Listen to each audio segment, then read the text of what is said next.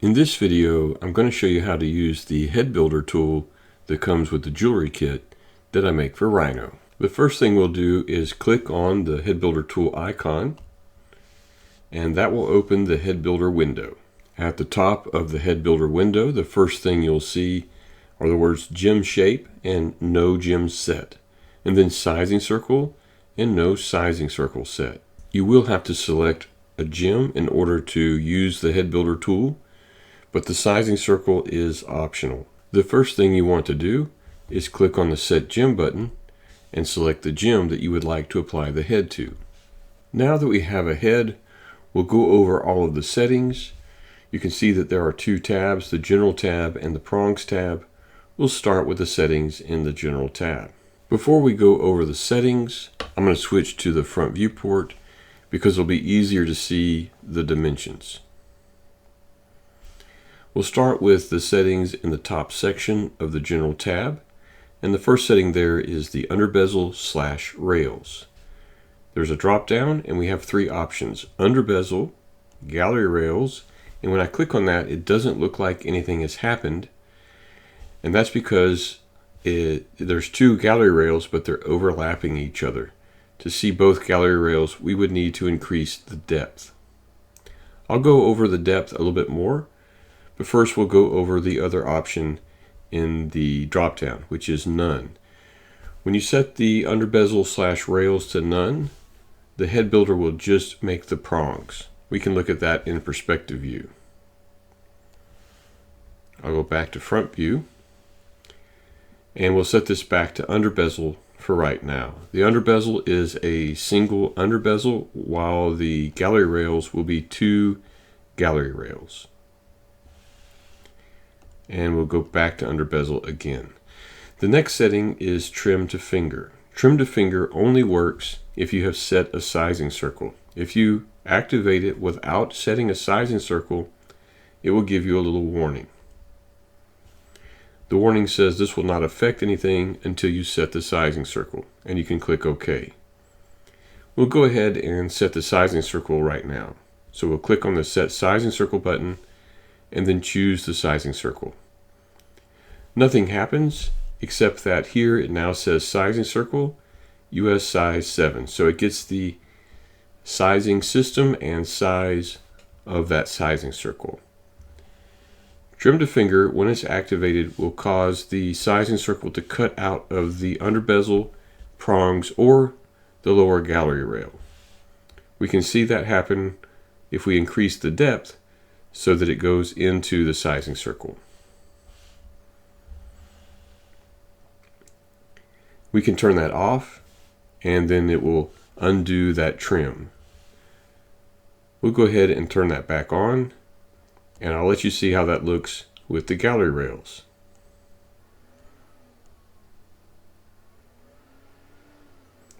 One thing you need to be careful of, and I'll zoom in so you can see it really good, make sure that the depth goes down far enough so that the entire bottom is cut off by the sizing circle.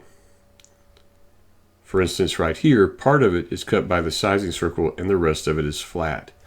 Sometimes this can be hard to see if you have more prongs on the head. But if you increase the depth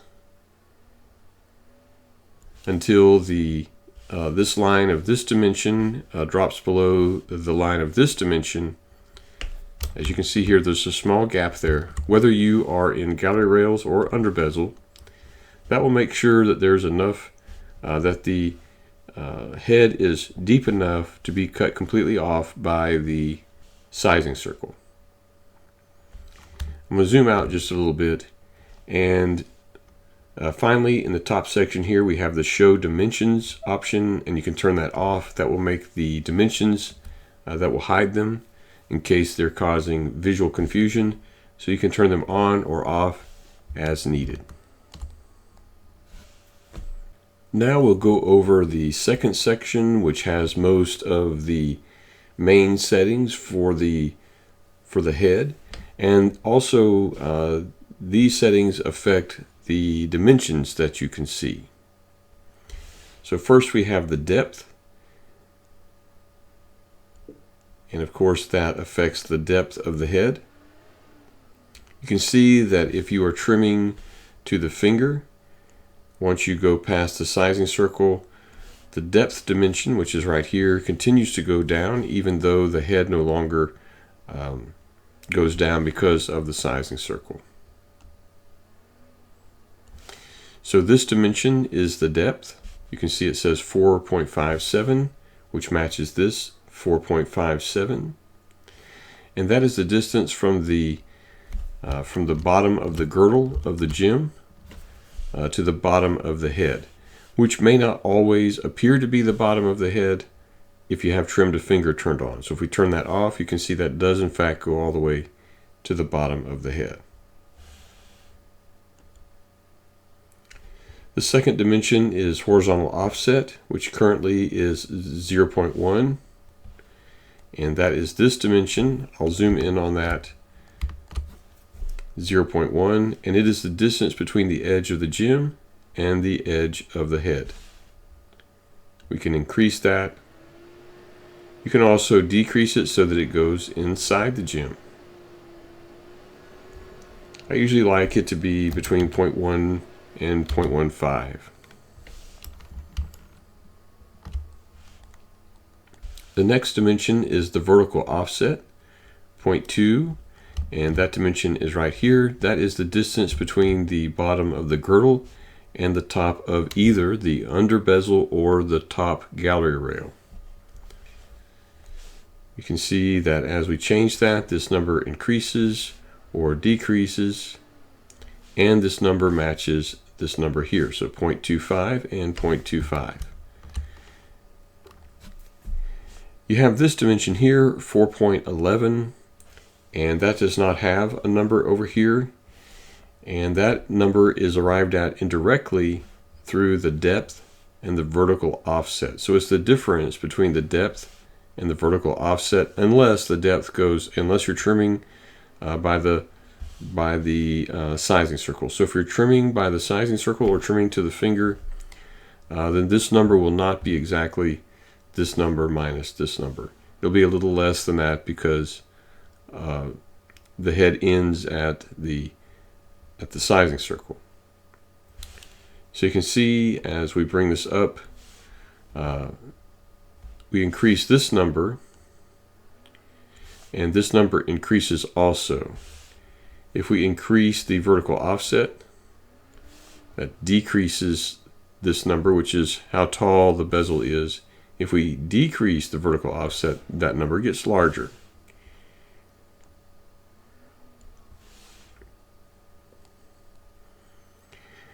We have the wall thickness. That's the final setting here in this section. This is the wall thickness. And you can see it says 1 over here in the dimensions, and it says 1 right here, and we can adjust that with the slider. We can make the wall thicker or thinner. And you can also type in these. I'm going to set the wall thickness to 0.8. The final dimension we have is this one, and this is the distance between the bottom of the gem and the bottom of the head. In this case, the bottom of the head is right here, but if we come above the finger rail, you can see how that looks. Now we can bring this above the bottom of the gem, of course, like that, and then that's the distance right here of how much the gem sticks out past the head.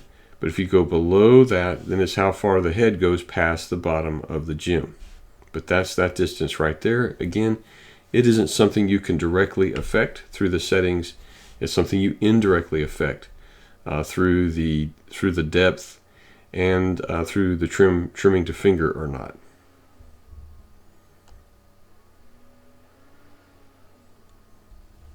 Next, we have the taper section. We have taper X and taper Y, and we have a lock. So the lock will lock the X and Y direction to the same value. We'll start off by sliding the taper X, because when they're locked, you can't adjust. Taper Y is disabled. I'm going to go into the 4 viewport now. Bring this over here. And we'll zoom in, or we'll look at the right and the front view down here. So With the two tapers locked, you control both the X and Y direction of the taper at the same time. If you unlock them, you can control them independently. So here we can look, this will be the X direction in the front view. We can affect that without affecting the taper in the Y direction, or we can affect the taper in the Y direction without affecting it in the X direction. So you can set them independently. For instance, you might want to have a fairly steep taper in the X direction and then maybe something not quite so steep in the Y direction. I think I'll go with something about like that. And I think I'll set this back to gallery rails. And we'll go back into the front viewport and we'll go ahead and look at the two new settings that we get when we have gallery rails activated, which is rail 1 depth and rail 2 depth. By the way, if we set this to none, we only get the depth and the taper functions. We lose all of the other settings. I'll go ahead and switch back to gallery rails. So we have all of the settings we had before, but we now have rail 1 depth and rail 2 depth, and we have the two new dimensions, rail 1 depth and rail 2 depth. So we can adjust these independently of each other. I'll set rail 2 depth to 0.8, and I think I'll set rail 1 to 1.3, but I'll bring that down a little bit. You can bring this down with the vertical or V offset. That will bring the top rail or rail 1 down a little further. We'll just take a look at this in perspective view. So that's looking pretty nice. And now we'll go over the settings in the Prongs tab. So the Prongs tab has two sections, the upper section and the lower section. The upper section will, you'll mostly use the configuration drop down. And let me just zoom in on this a little bit. So every shaped stone has its own set of possible configurations. A configuration will tell you the number of prongs in that configuration. So we have 3 configurations. The first one has 2 prongs, the second one has 4, and the third one has 6 prongs. In parentheses, you'll see some information about the configuration. Ends means that the prongs are on the ends of the gem.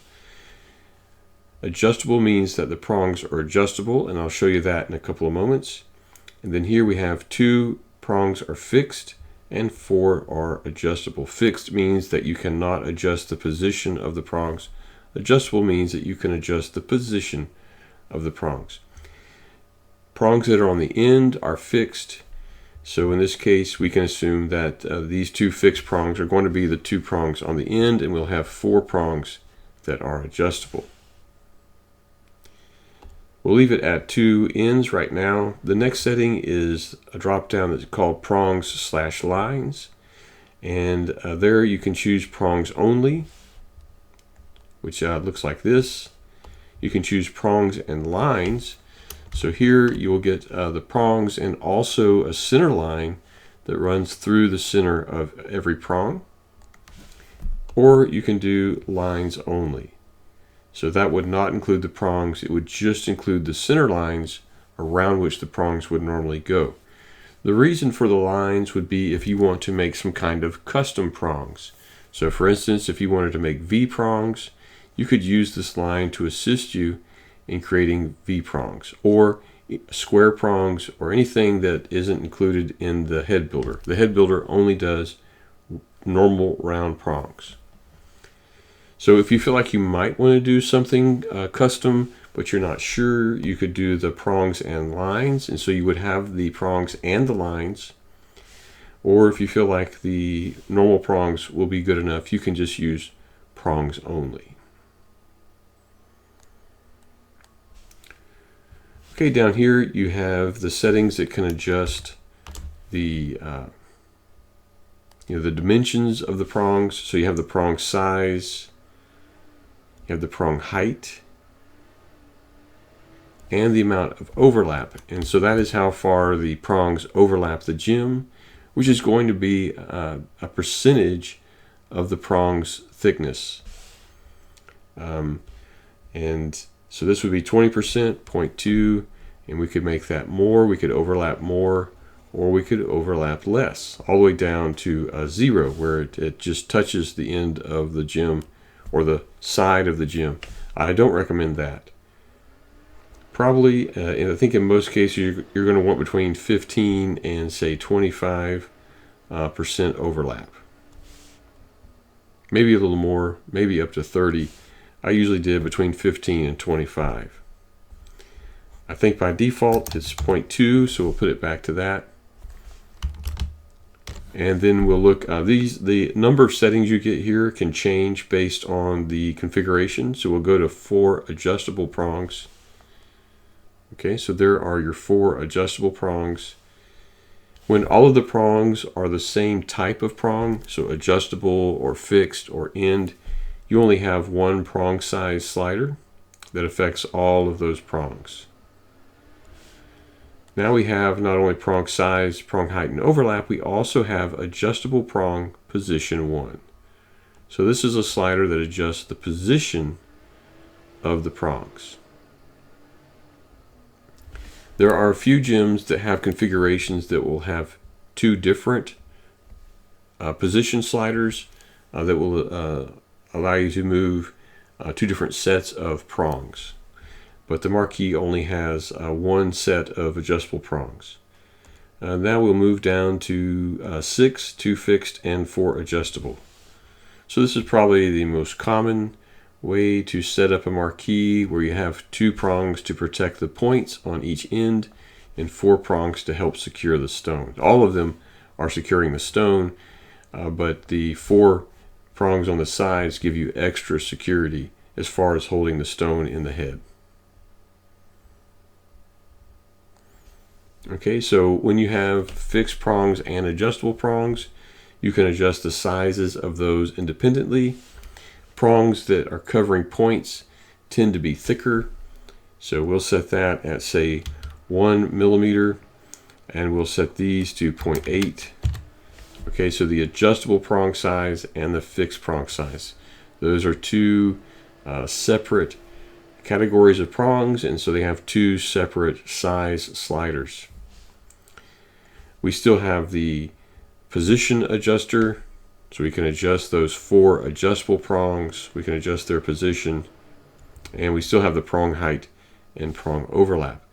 All prongs will be adjusted by the prong height, whether adjustable prongs or fixed prongs. And all prongs will be adjusted, will have their overlap adjusted by the overlap slider.